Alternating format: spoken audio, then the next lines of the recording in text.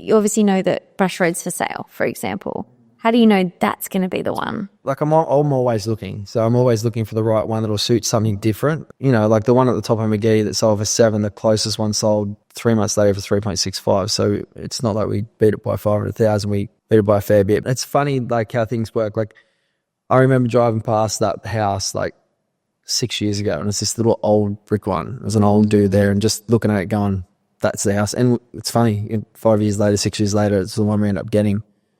Matt from McGrath, bring up, said I've got a really good one off market. They're struggling. They've started it. Oh, just started the footings. They need to sell. Went in there, bought it. So yeah, I'll just look for these things that can add that, you know, if you're doing a luxury home and it's, you know, it's a lot to build and it's completely different to everything else, you need that piece of the puzzle to go with it. It's, you know, you wouldn't just do that and just on a stock standard street. No. So yeah, the one that obviously LaBelle's on 2.5 acres and it's the last house on the street in a really great acreage street in Wombrel. It's a cool suburb. It's surrounded by really good suburbs as well. And there's only certain streets that I'll work in there and there's streets that I won't work in. Welcome to Behind the Design, a podcast where we unfold the details behind the designs we know and love and explore how each project comes to life. I am Camilla Ingle, owner of Unfolded, an interior design and styling studio. In this podcast series, we dive into the details with our industry experts, covering topics such as the creative process, latest design trends, and how we, as an industry, work together to meet the brief and overcome challenges. Let the conversation begin.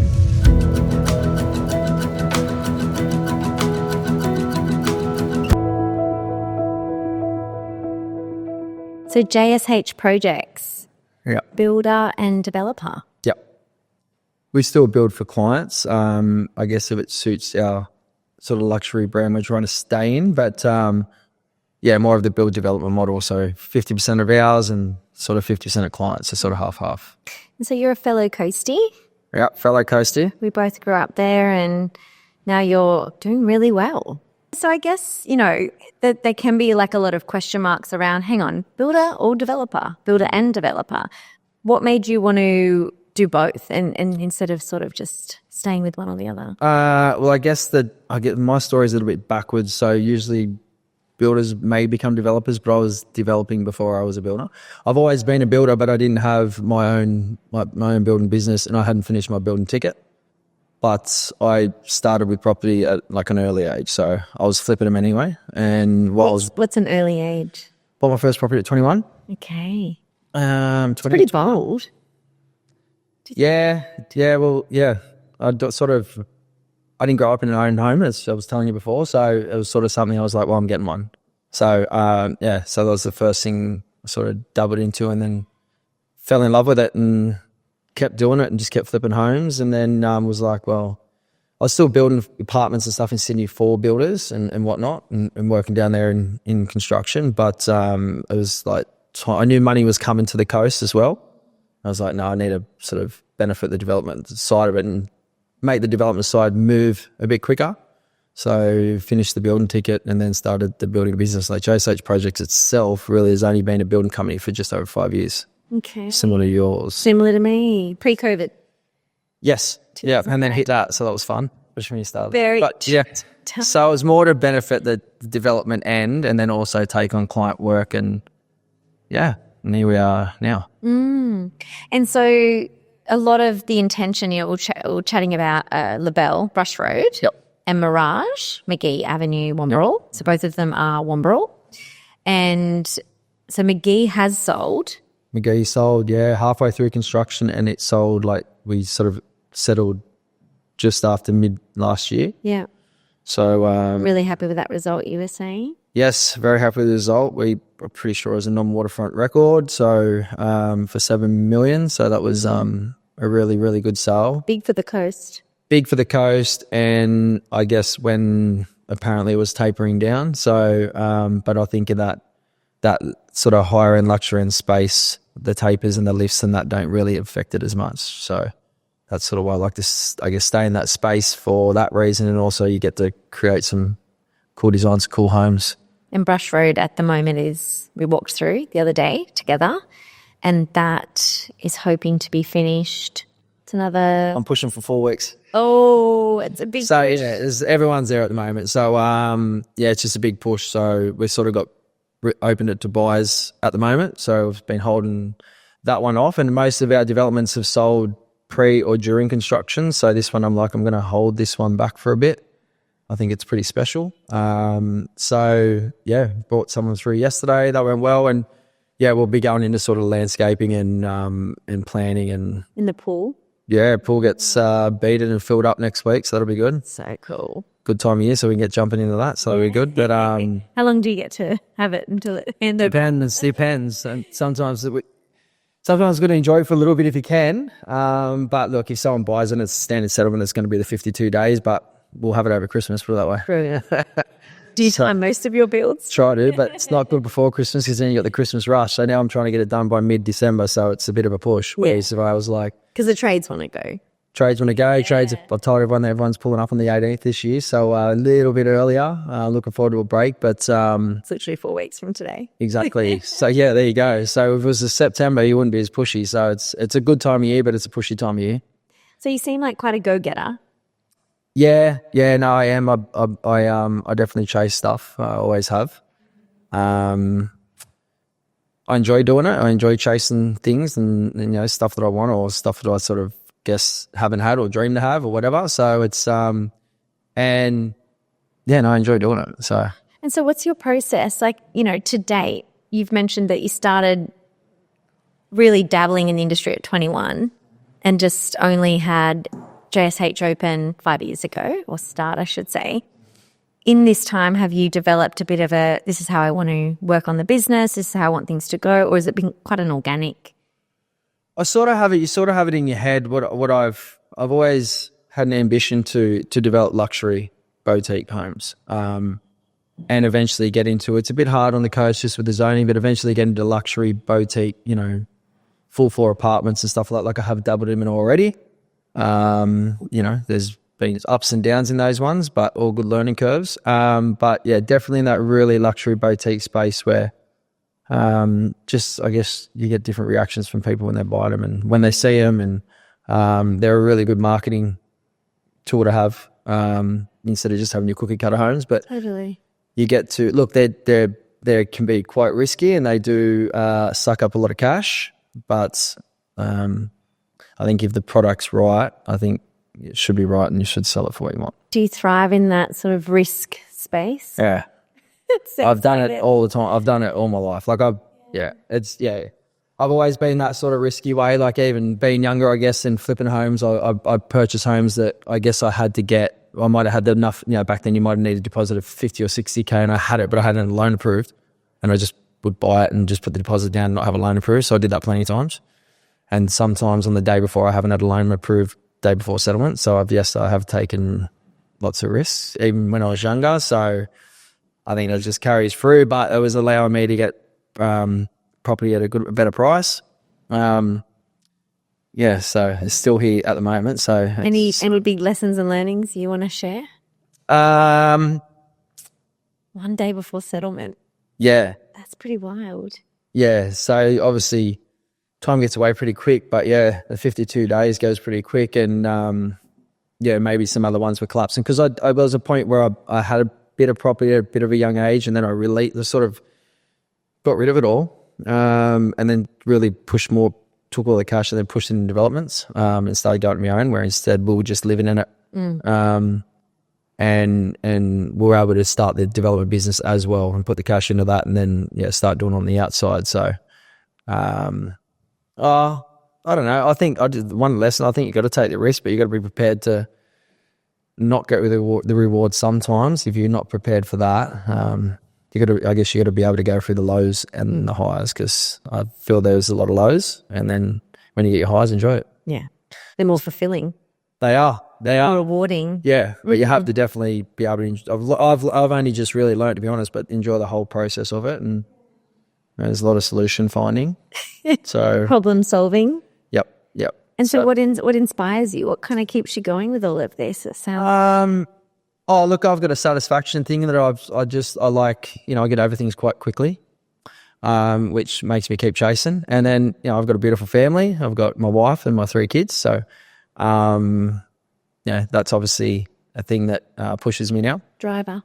Definitely. For me, it's I'm good just doing what I'm doing and chasing what I want to do, and I guess doing these developments. But then the long games for them, and then just be able to build the luxury home that you want, that you don't want to give away, and just be able to enjoy life with them. And I guess that's the motivator now. Yeah, that's really cool.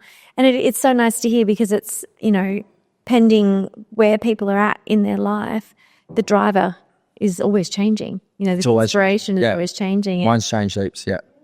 I think obviously when you're younger, you're sort of like, oh, let's just go and get as much money as we can. Let's do this. Now it's not, it's not, that's not even really a word of it anymore. It's more like, I think it's just more fulfillment and doing the things that you love, be passionate about it, because I am super passionate about things. Yes. If it's something I want to do, I'll be all in. But yeah, I think it's more about just that financial freedom, just being able to live your own life in your own terms. I guess that's probably the goal. That's it. And so with then the process, because typically, a builder will build what a developer may have put forward, for example, and there's a lot of creativity and design that needs to be done before the build. There is. Given that you're both roles, are you also in charge of the design? And yeah, so I've got a great architect team that we use all the time. They're brilliant. We've got a really cool relationship, and we're on the same page, so we sort of know how it works. But I'm super heavily involved in my developments from start. Like, there'll be mud maps, there'll be square meters, there'll be how many bedrooms, there'll be style, there'll be theme, there'll be obviously to suit the location, as you've probably seen with the brush one when you were there. Yeah. With the bell, with the backdrop and everything there. So I love the design. Like, I think if I wasn't doing what I was doing, I'd probably be an architect, I think. I've thought about maybe adding that to it, but there's just too much going on. And these guys are great. Right, do it all. Yeah, but I'm heavily involved in it, and then heavily involved in selections, and then because it's all your decision, it's all your choice. It's your money, you've purchased the land, you've done it.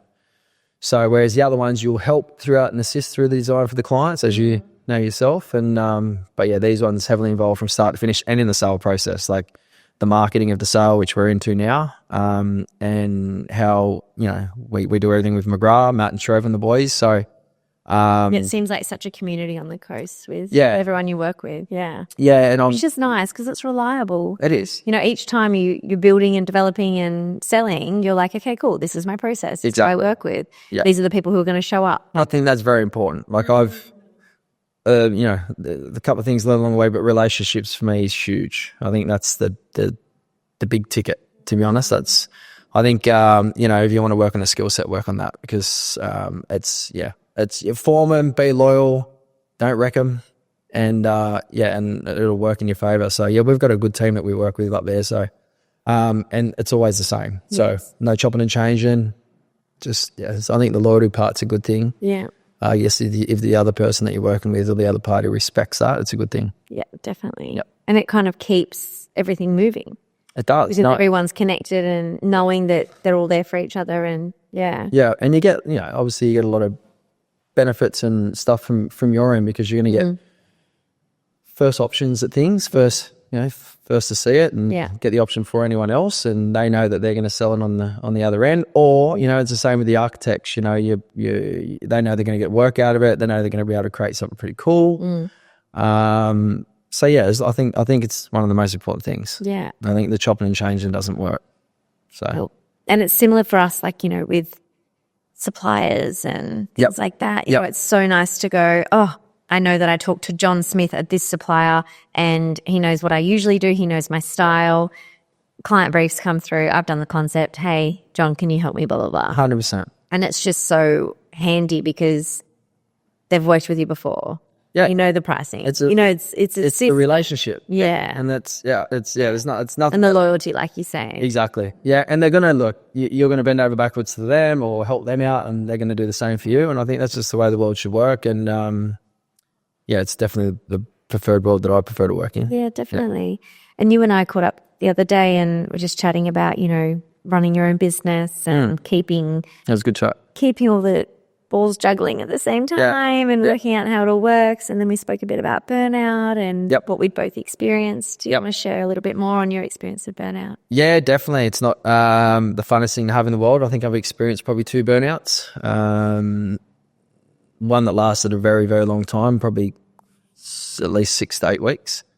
When you run your own business, that is huge. Yeah, and it was my first development on the outside.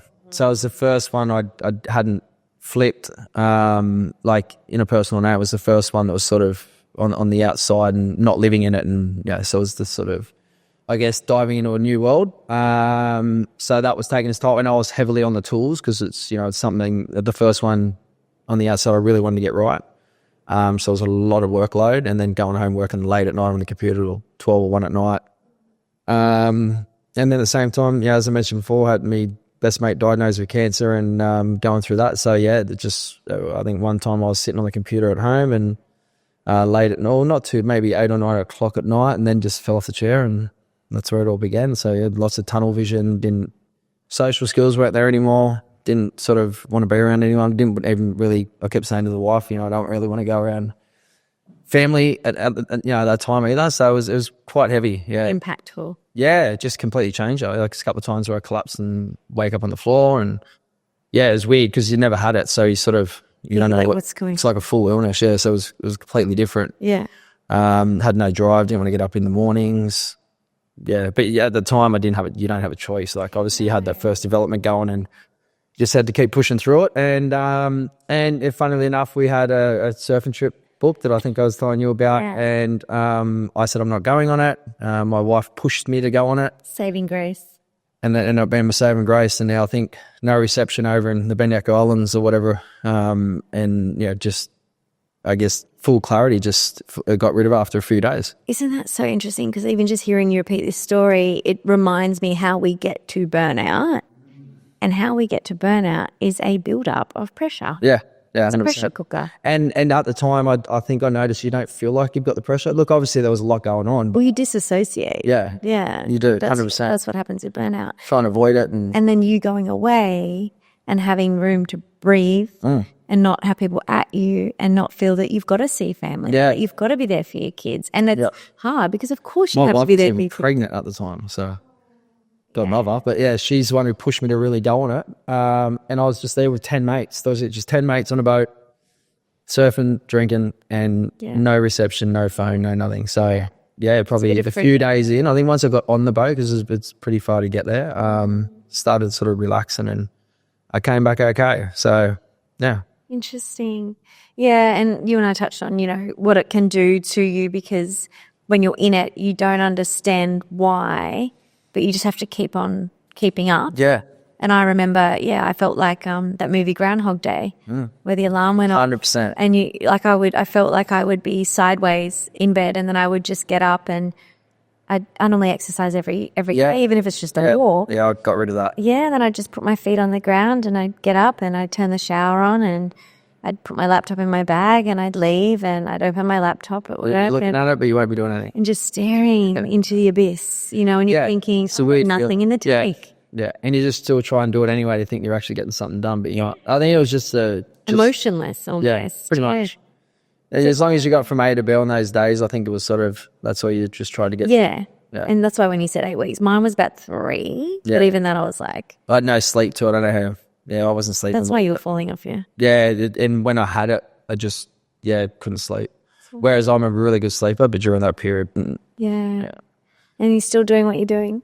Still doing what I'm doing. I love what I'm doing. So, have you now implemented different? Yes. Yeah. So I did realise that, because I had another episode with that, and it's happened later at night when I've been on a computer. So I pulled myself away from it. Look, at the end of the day, regardless of what anyone says, when you start a business and you're wearing all the hats, you got to do the hours. You're going to be doing all kinds of different stuff. It's not just going to fall in your lap, and you know you're going to do everything. Hire straight away. No, you can't. You're doing it all yourself.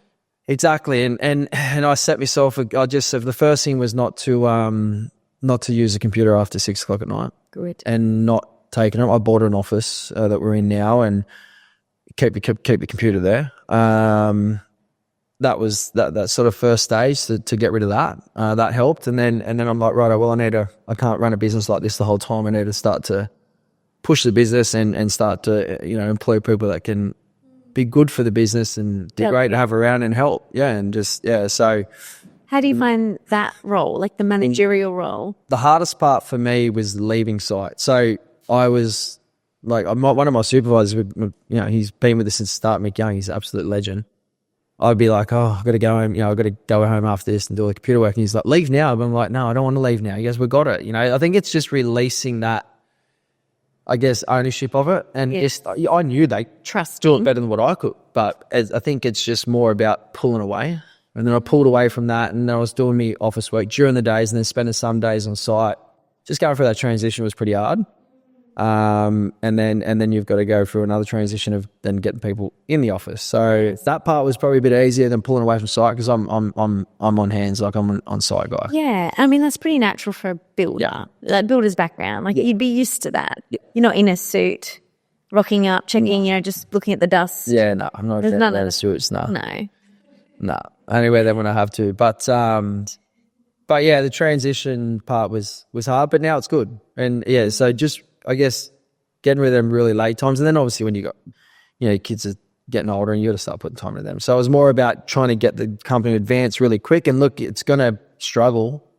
You're going to struggle for 1 or 2 years when you're playing that one and playing that one and playing that one. And then you got to try and change, the way the business works in regards to the margins and what projects you got to do to be able to keep them on. So yeah, it's not something that happens straight away. I'm going to admit that, and you'll go through a transition which will be down, up, and then you might find that happy medium start. Yeah. It'll take a while. We're still working it out. So so working out exactly what you need and what you sort of don't. But yeah, it's all part of the learning curve. And so you mentioned that this industry choice, I guess, or decision transpired around 21. What was little Justin like? 21. Little Justin. I was a lunatic. So my mother still tells me so. Yeah, I was full on. Okay. Energizer bunny, kind of. Yeah. Yeah. But yeah, not so pretty bit of a lunatic. So, but sports kept me. I was just thinking on the way here. Highly addicted to sports. So rugby league was sort of my thing. But I did all kinds of sports. It's pretty much was doing something every day. So I think that's good for kids. It was good for me to keep me, you're not thinking of a professional career when you're a kid. So you can be addicted and push towards sports. And I think it's a good thing. I do it with my kids. They love it. But especially when they get to try all different types of sports. Yeah, and I want to try everything. Yeah. Team player. Yeah. Solo. Yeah. Definitely. Yeah, you got to try everything. And there was things that when you got older, I thought I was going to continue, which I did for a while. And then, you start getting injuries and whatnot, and then you're just like, I'm going to have to do something different here. But yeah, I was a bit of a wild child. I loved me surfing as well, so that was like every day, and but it was good fun. Yeah. Yeah, it's interesting. Like I look back when I was a little kid, I'm so different now. I mean, there's so many similarities, but like I was like horse riding, 15 acres, Lismore, like Northern Rivers, massive tomboy. Yeah. Like those photos, there's not many photos of me in like a pretty dress. Yeah, righto. I'm in like a one piece with board shorts and flippers, ready to go bodyboarding. Yeah, nice. It's like, smile. I like it. That's good. And then now I'm all like, girly. Yeah. But then really at my heart of heart, I'm a bit more, let's go for a ride. I think I'm still very similar, but obviously, you grow up. Yes. But still can have the wild ways or whatever. But I think I still need that. But in the industry that we work in, I guess, as I was saying before, going through all the processes, you got to have a bit of let outs and can't just be like, on that one path, because you got to have a bit of difference in your life, I think. Yeah, 100%. Yep. And so what's the next plan for you? Are you sort of happy with where things are going now? You've got Warrnambool, and then are you already looking at the next? Yeah, well, I've got another one in Foresters Beach. Okay. Which has been bowled down. That's just up from the beach, so just 70 metres from the beach. Really cool views all the way to Terrigal, so that's going to be a cool one. I want to expand. I was going up to Queensland a fair bit last year. Missed out on a couple of deals up there, but the goal is to expand, because the coast is great and I will always make that the main place, but it's a little bit limited. Yeah. With zones and heights, and it's a bit hard to do what you want to do if you want to expand it a bit. It's great that the money's there now. lots of people from Sydney moving there, which is cool. So a lot of even on the client end, a lot of our work is holiday homes from people down here in Sydney. But yeah, to expand, We're also moving far north. yes, Like Queensland in general is. Yeah. And Yeah. Brisbane. Yeah. yeah. So yeah, I've got an appetite for southeast Queensland, from Broady to sort of Cooley, sort of around that area, and it's really starting to lift hard there. And I think they've got, after going up there a fair bit, there's a bit of a shortage of builders up there. The build development model works really cool there. There's a couple of guys up there that are really killing it at the moment, which I follow and take note of. But yeah, probably expand and just trying to keep pushing some cool designs and some really good sales. I'd like to one day maybe have the Central Coast record, but we'll see what happens. I've got all these little goals in my head. Yeah. That's cool. Yeah. So yeah, a couple of little things I want to achieve on the coast. So we'll see how we It's go. like a manifestation. It is. Even just saying it out loud. Yeah, I haven't really said it out loud, so there you go. there you First. So yeah, so When do you I don't know how long it will take, but yeah, that's the plan. cool. So And it's so important to have those bigger goals. Like you can get so caught up every single day with what you've got to get done by 5 o'clock. Yep. Or 8 o'clock. Yep. In our case, most of the time. That, like just having a check-in of, but where do I want to be in 6 months? yeah, What does that look like? What do I need to plan now? yeah, And that's where things can get a bit overwhelming. So I find lately I've been forecasting 6 months ahead. That's my comfortable forecasting given the scale of my business. yeah, But even just something like, I'm heading to Japan Yeah. Sunday, I think Yeah. I told you. exciting. Yeah, for a couple of weeks. And even just knowing that that's coming up makes me go, okay, cool. I've got that. Then when I get back, fresh start, inspired again, little reset. Yeah, you need it. And then you can plan Yeah, 6 months are way more fresher 100%. and work out what those goals are and how realistic some are. Yeah, Yeah. and it's hard at the start of a business. Like when I was going away before, when I first started, it wasn't. It's just always on the phone still, so it was hard. Now it's good. I've learned that you've just got to. Well, they've got the people there now, which helps. But you've got to go away and actually go away. Yeah. So I've learned that, especially for the family. You that would be- got to try and be a bit as much present as you can for them. Yes. But yeah, my goal set, I've always sort of been a goal set. Sometimes I might think about it too. My brain always continually thinks and thinks and thinks. It just doesn't really get the chance to slow down. It wears you out a bit, but I'll always sort of have, say, 6, 1 year, 5 year or something like that. But sometimes I look probably too much in the future back in the day. I think that was a bad habit of mine, because then you'd be like, I've got to get this in at that time and I've got to be at that, in that position at You're that no longer time. present. Yeah, so that was, you got to get rid of that. Yeah. Like that. But these are all, learning things. But yeah, that was one thing that I had to try and not focus on too much. Like obviously I'll set goals, but it was not an obsession, but it becomes too much of a focal point where it's when you're constantly thinking about it, just eats you away. So I had to pull that part back a bit. But I'll always have, 6, 1, 5. Yes. Yeah, 6 months, 1 year, 5 years. Okay. And did you learn that somewhere or is that just something? No, it's just something that I sort of can just look at and say, well, we're going to do this. And yeah. Because it's one thing to talk about how things look and goals and things like that, but it's like, yeah, but what do you need, like I said, what do you need to do now to get there? Yeah. So it's ambitious and lovely to say, I want to be here. And it's like, Yep. what gets you there? Yeah, Especially when it's running exactly. a business. Yeah, 100%. Well, you've got to action A, B, and C. Yeah, and you got to realize, I think another thing you got to realize that it just does not happen quick. No. You might hear it a lot, see it a lot. Good luck to them when they do, but it's a long things. People are going to understand it's a long road, and that's what I had to sort of understand too, and realize. Listen, it's going to take this amount of time. Yes. You got to be happy with that. Unless you build an app. Yeah, unless you build an app and sell it straight away. Yeah, For millions and millions of dollars. exactly. Yeah. So I do still think about that though. oh yeah, I'll still think way outside the box. Yeah. It's not always just always think. Yeah, sometimes I go online and go, "What are you thinking about now?" And I'm like, "Oh god, I don't know, something else." But you should bring me back down to earth pretty quickly, so it's good. But yeah, it's like I've always said, it's just the process of it. Yeah. But it's fun. You got to love it, but You do. you don't love it. There's no point in doing it. No, and it's even I think working out the balance between the challenging days equal the rewarding moments, and as long as that balance is in favor of the rewarding moments, it's worthwhile. Yeah, It's worth investing time and effort and money. 100%. Yeah, Yeah. yeah. Oh, look, I think I've learned a few good little sayings of people. Like at the end of the day, if shit hits the fan, you can always start again. So Relieves a lot of pressure. Someone's told me that that's happened to them a couple of times, and yeah, you can always come back from something. Yeah. And it is nice not to just have it be that everything's be all and end all. No. Because Be all and end all is when you're not breathing. it's a lot of anxiety. Yeah, exactly. So yeah, I think you've got to, but it takes a long time. Like, I mean, I was 5 years ago, I was completely different from where I am now. I think it was, and then 5 years before that, completely different. Totally. Yeah, a little bit more chilled now, I think, than what I used to be. Okay. I learnt my lessons.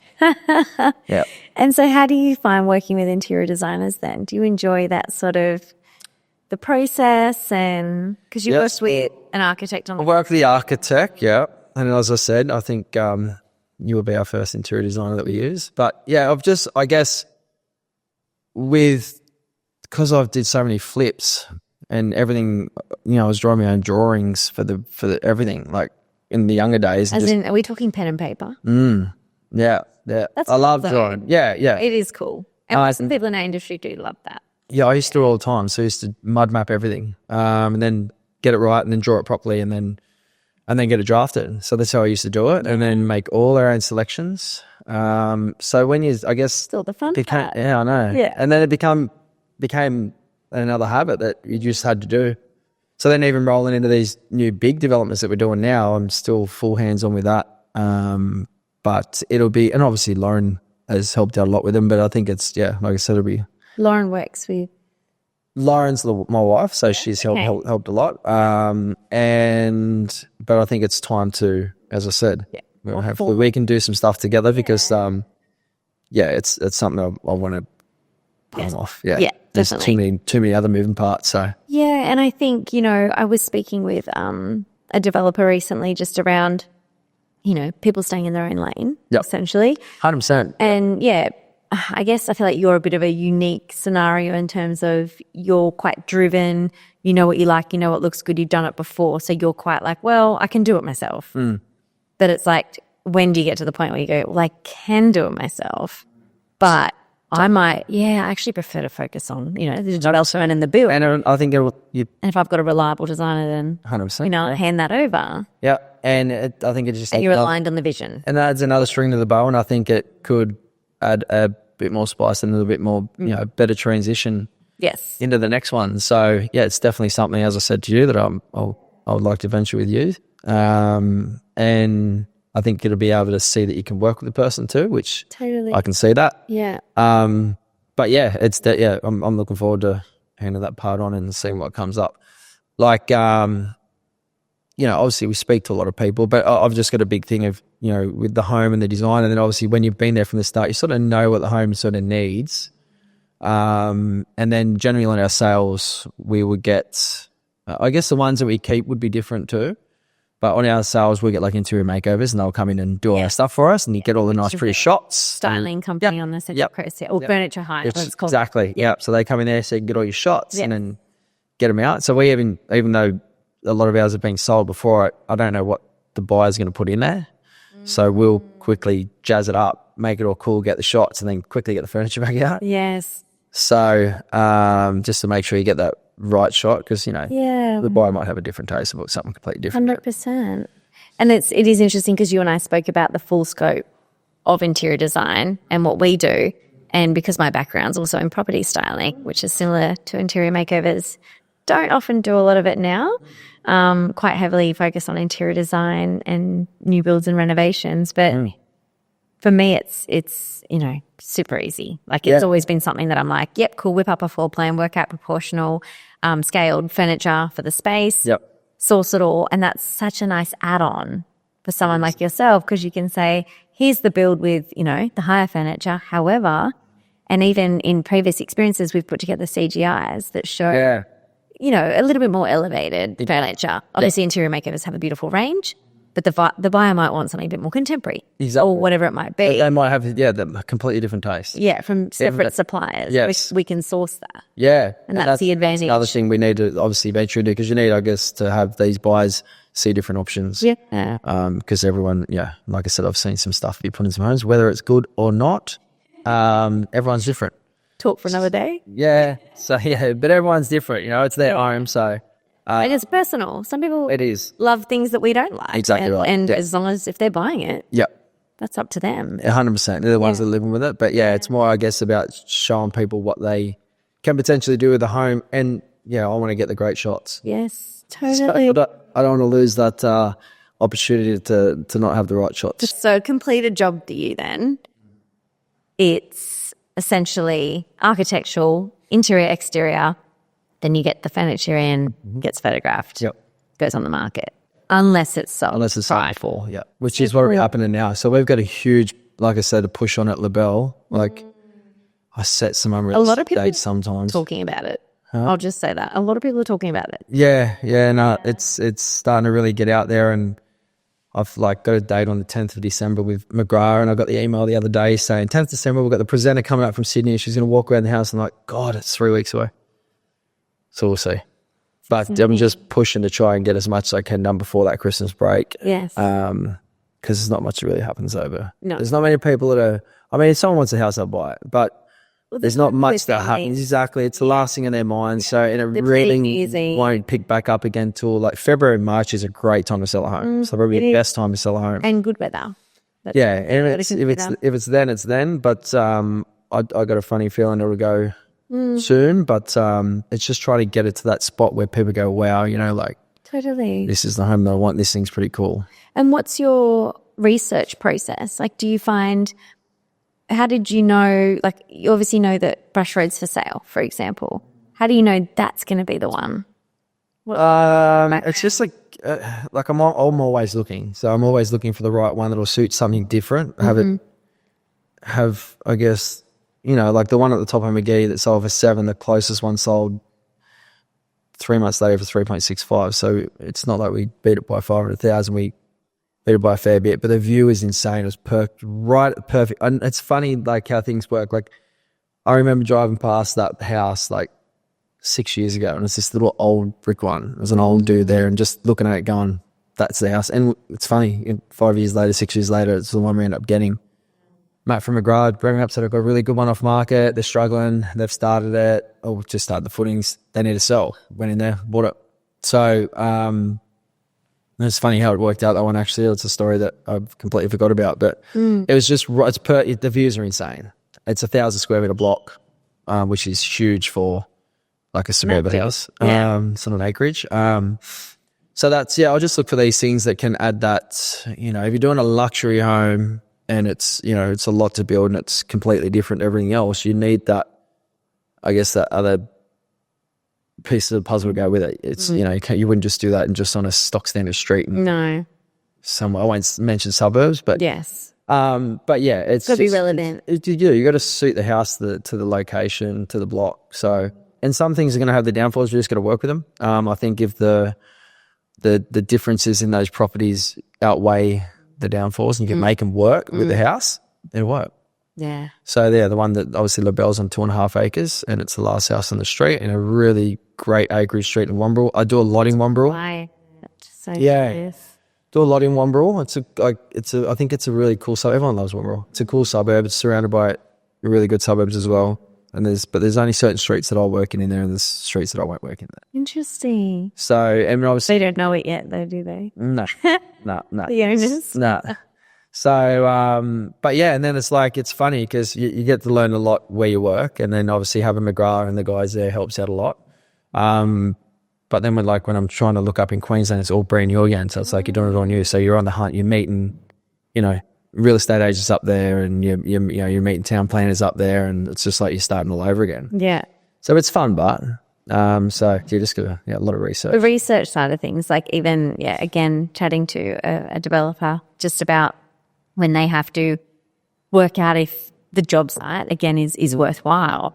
And this particular developer had to travel up to Brisbane and, you know, have a look at to make sure that the architect that had been approved for this next development was suitable, and his work was suitable. And they went and had a look at 5 different restaurants and things that they'd built in houses they'd built just to make sure. Yeah. And it was just really interesting because I was like, well, that's pretty cool. That's a perk of the job, to be like, well, just got to fly to Brizzy to make sure I'm happy with the architect. 100%. Well, a little while ago, I jumped in a chopper with someone who was like, Oh, geez. yeah, and he was like, they fly around certain areas and look for different, like, more land subdivisions and that. So it was a pretty cool little experience. It was a fair while ago. So good. But yeah, I'm more for what we do is definitely the streets. I'm very particular on what streets you should develop, especially if they're like luxury and like high end.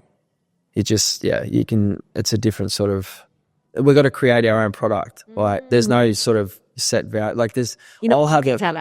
Nah, like if I do sort of one like the one at Foresters, I know I can sell it for this and I've sort of got to work back a little bit. These other ones don't work.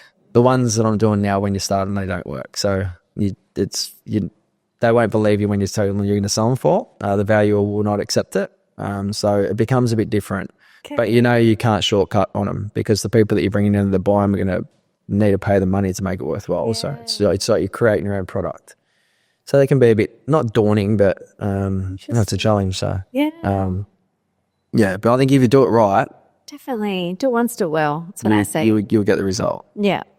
Yeah, it's a commitment. Yep, 100% it's a commitment. And it's a brand. That's what I'm working on. Yeah, it's banners everywhere. Yeah, the brand is, that was the first thing I think I started to set out when I started the business 5 years ago was, look, the business was there, but I was just on my own. I was building for other people, but the actual business kicking off was just over 5 years ago. And I think my first thing was like, I'm going to pump Instagram. I'm going to create a brand, and I know it's going to take a while. Obviously the first things we're doing when you start a business aren't what we're doing now. $300,000-$400,000 renovations. They change, yeah. And they evolve. That's a better word. Yeah, and now... And you evolve. We evolve. You have yeah, definitely. Yeah. And you're mature. I hope so. A little bit. A little bit. Got to keep a little bit of the immaturity there. But a bit of playfulness. Yeah. But and then you sort of got to make decisions along the way. Like we made a decision, I think, about a year and a half ago to not touch anything really under $1.5 million or $2 million now for client work. Yeah, which was challenging. Huge. People ring you up to do a $1 million job, right, and you're saying no, and you're like, you don't know what's around the corner. So that's, if you do something, you got to stick. You can't go, I'm going to do it 3 months on, now I'm going to go back. And if it doesn't work, it doesn't work. Like, because if that's, I guess that's all about the vision. If that's the way you want to go, you've got to make these choices and decisions to get to that point. And if I kept doing that, there was one stage we had 6 $1 million homes getting built. If and you were both committed to things you said you weren't going to do. I'm not going to get to that point if I keep doing that. So that was a hard. And again, that's a now decision. Yes. For a later outcome. Yeah. Exactly. 100%. Yeah. And that was the last change I think we did in the business. So yeah, that was a hard one, but I think it's working. Yeah. And obviously our developments, I need the client builds to sort of be relevant with those builds. Yeah. Like 100%. I want the brand to be across the board of what we design and what we're building is the same. Yes. It's all aligned. At that sort of standard and sort of trying to change the scope a little bit, I guess. So see how we go. So good. Should be proud. Sounds like a cool journey. Yeah, it's a cool journey. Yeah. It's fun. Especially, building a family in the background. Like it's, it's we just... I haven't started that yet, so yes, just relax. Yeah. So, no, it's good. It's good. Yeah, no, we've got a 11-year-old boy, 9-year-old boy just turned 9 and a 5-year-old girl. So, okay. They keep you on your toes. But now, like I said, like with the goal things, we just submitted our DA for our house on our acreage that we got, and it's going to be nice to build something you're not going to let go of, I hope. And that'll be a whole, correct me if I'm wrong, but a whole personal difference. Yeah, it's completely different. Yeah, my it's not ROI driven as much. No. I mean, I'll always think about that part. Naturally. But the place we've got is pretty unique. So I think what goes on it will benefit regardless, but it's for us. So, my brief to the architects for that one was... Oh, gosh. Quite different to the other ones. It was long. Yeah, because I'm like, we're only doing this once. Yeah. I'm only want to do this one once. So that was quite long. That brief. So kept going back and forth, but I just want to make sure it's right. And they nailed it. And now it's in DA. So good. So that's exciting. So can't wait to see that sort of work from the ground up, as they say. Yeah. Well, I guess I'm not designing. It's all personal, influences or choices that we want in the design. It's got. Yeah, no other, I guess, external influences that are that are going towards that build. It's just us of what we want. You know, being overseas and stuff like that, and bringing little parts that we've been in all into this build. So it'd be different. Yeah. And very different. So cool. But like a hybrid. It'll be half-half. Yeah. So, yeah. How good. Love that. So we always wrap up with a final question. So my question to you is, what habits do you have that either help you strive in your business or any funny habits that you wish you could change? Okay, so I'll do I think it helps drive in my business. I'm going to change it a bit. Okay, you do you. I've got a habit at night that we started to touch on before, and it's things that I have before I go to bed now. So it's like the Greek yogurt, a few scoops of that. It's vitamin D. Apparently it's good for you. Yeah, vitamin C. D and C. Yep, separate. Separate. Not together, but 2 different tablets. Okay. Turmeric juice, a shot. Yeah. Apparently it helps with Inflammation. It's a lot, actually. I'm actually going through it. It's actually a lot. Okay. Manuka honey.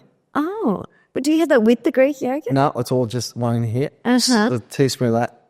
And 1 kiwi fruit. And then I go to bed. So that's interesting. Kiwi fruit has high vitamin C. I've noticed It's a fair bit of vitamin C Yeah, before bed. before bed. Doesn't it give you energy, vitamin C? No, I sleep well. I've always been a good sleeper. But I've actually changed one little thing. I put the vitamin C and I leave it on the side, so I have that in the morning now, but I have the rest before I go to bed. So it's not too... Very specific. And now it's like if I miss one of them before I go to bed, I'm like, shit. So, yeah, it was like, it's a couple of just, it's also all natural stuff, but it's like... It is natural, which is, It's all you're not good. saying chocolate. No, and that's... Shot of espresso. No. And they're all... I don't know, they seem to be... I haven't been sick for a very long time. Like a very long time. Interesting. I have I'm to admit, talking ages. Like, I've had the kids sick, I've had the wife sick, and and you haven't. And I you're don't like think on the I've go. yeah, I haven't been really sick for a fair while, so I'm just continually doing it now. I'm addicted to it. Yeah. And if there's no kiwi fruit, then I'm like, shit. Yeah, I was about to say, are they seasonal? No, I don't think so. Hey. No. We've been... If it's rotting, you're like, yeah, just eat it. I'll be eat a heap of frozen ones if they are. But no. That's what I have before I go to bed. Okay. And now that I've said it, when I'm doing it, it doesn't seem like a lot, but now I've said it, No, it's you've like said it's it. a lot. Look, I have to admit, I've been doing ashwagandha Yep. before bed. And if not, I do magnesium, Yep. pending my stress levels. I'm trying not to dose up on, 100. I was doing magnesium with that as well, but I just had a bit of a break, and now I'll probably jump back into it. Just give myself a 3-month break. With all the other things. All the other stuff. Okay. It's a lot. Oh, because you see how these... Yeah, I did. Yeah, still for Feel? Yeah, that is my dinner. But you see all these vitamins, multivitamins and stuff throughout. They've just got so many things in it and not enough. So I just sort of pick the stuff that I feel that works for me, and just that's it. Yeah, and like I don't know. Are you into like naturopathy and? I was a while ago a fair bit. I was trying all different stuff like nootropics that I thought were gonna sort of benefit the brain and make it think better on that. But I don't know, mate, my brain's 100 miles an hour anyway. So it's more about, for me, it's more about just getting a good sleep, getting up and just getting into it again. But yeah, for some reason, these little things don't have the right time. I just got to have every night now. So that's it. So that's a habit. It's become a routine. It has. What's the difference between a habit and a routine? I'll leave, even if I went out for a drink, I come home, I'll still do it before I get to bed. Yes. That's how much of a routine it is. Yeah, it's instilled. Mm. It's become behavioural. Yep. Yeah. And I guess it's swap out the bad ones for good ones. Totally. And there's nothing wrong with what you're saying. Like, it's all good stuff. Like today. So and I've actually, not a bad habit. they're all good. Like, the same thing. Like the Manuka honey is all gut health and it's good for inflammation as well. So yeah, playing footy, I get pretty sore in these days. So it's helped out a lot. The knees and the shoulder. And everywhere. Your nose looks pretty okay. Yeah, sometimes with it's not the best. Sometimes with league, you see. It's busted that one a couple of times too. So, but yeah, that's my little habit. So I might change one day, but I don't know. That's what I'm doing. Well, it's a good habit. Yeah. Yeah. Takes a bit of time for you to get a bit, but yeah, that's it. Well, thank you for coming on. Thank you for having me. It's been a ball. It's been really cool. Yep. Thank you for joining us on this episode of Behind the Design. We've created this podcast to bring people together, inspire new ideas, and foster a deeper understanding of what goes on behind the design. If you enjoyed this episode, please consider sharing it with someone who might find it valuable. Until next time, keep creating and stay inspired.